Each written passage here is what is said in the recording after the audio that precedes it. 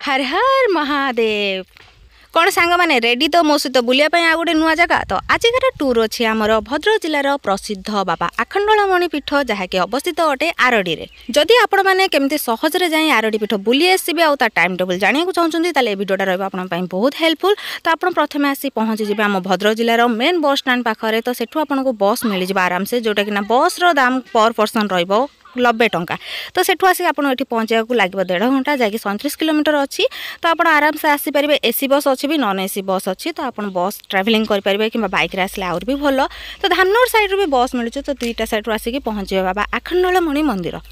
एही मंदिरटी निर्माण होइथिला बाबा हरिहर भंजदेवंक आउ तांको मुख्य पत्नी सत्यभामांक समय रे। तो सेतबेले से जेतले राजत्व करथिले बैतरणी नदी मुहाण रे कृषक माने चाष करथिला बेले जण कृषकर लंगल मुन बाजी एक मुगुनी पत्थर रे सेठारु क्षीर बाहरिथिला। तो सेठारु गोटे स्टडी सुबिथिला आ बोली आ सेबेठारु ए जागार ना होई जाइथिला आरडी। परे एही जागा रे जो मंदिरटी निर्माण कराइथिला ता बाबा आखंडलि नामर जणा। किंतु ए मंदिरर पूर्ण कार्य किपरि होइथिला तो राजांकर थरे चक्षु रोग होइथिबारु से मानसिक करथिले कि जदि तांको नेत्र भल हो जाए ताहले से मंदिरटी को पूर्ण निर्माण करिवे। तो सेथि पई जेहेतु तांकर मानसिक पूरा हो जाइतिला तो से मंदिरटी को पूरा करिबा पई चेष्टा करथिले।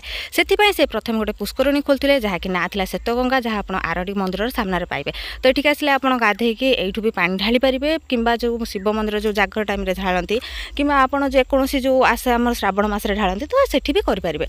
तो बहुत बड़ मंदिर होइता तो एठि भी श्रावण मास रे बहुत भीड़ लागि थाए काउडिया माने एठि आसी पानी ढालथांती।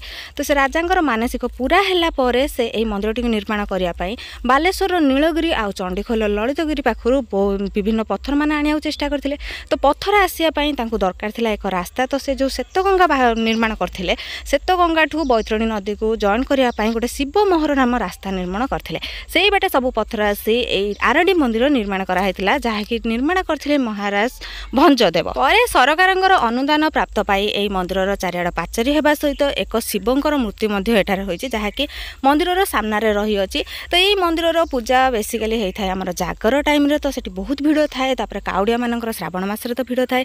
शिवपीठ माने आपण जेकोसी सोमवार आसीबा आरडी रे प्रबल भीड़ पाइबे।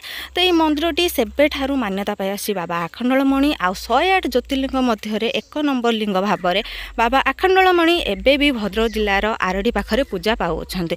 तो आपण जेबे भी आछन्ते गोटे दिनिया ट्रिपिंग करंतु तो मु जेमति कहले रास्ता आसले किछि असुविधा हबने। तो एमती आपण चारि पार्श्वर दे जिबे तो एठी दुकान बाजार भी बहुत पड़ी थाए। तो आपण सेठी भी किछि किणा किणी करि परिबे।